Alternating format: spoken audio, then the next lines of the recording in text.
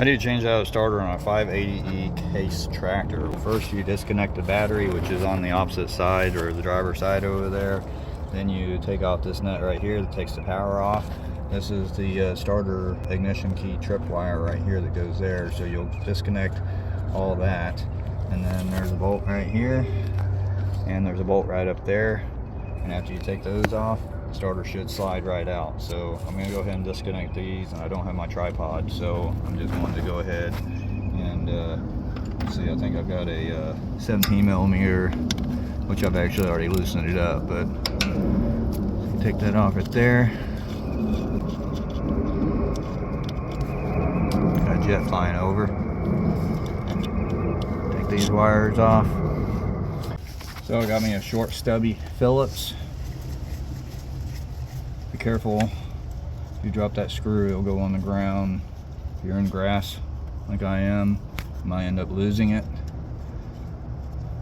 So just be careful whenever you take the screw out. You can see right there, it's got a little washer on it too, a little lock washer.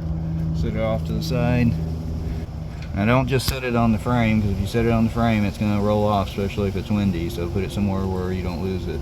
A 6-inch extension and a 17 millimeter with your ratchet in order to slide it back behind here on the back side to get to the nut, which is also a 17 millimeter, same size it took the battery cable off.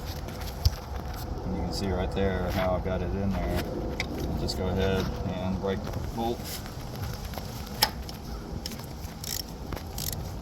Once you get it loose, right there the ratcheting action isn't happening anymore.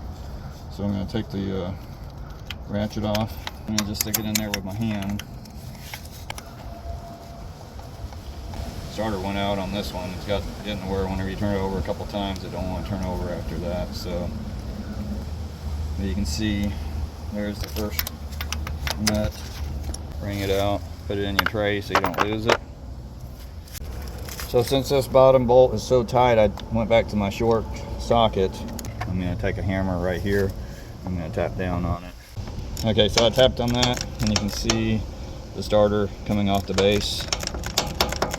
Probably go back to my long socket so that I can reach out here and get to it. Much easier like this as far as once it's loose. Once you get that out quite a ways, you should be able to lift up on the starter a little bit like this and help you get that bottom nut out. Alright, there's that bottom nut, and then the starter will basically just slide out.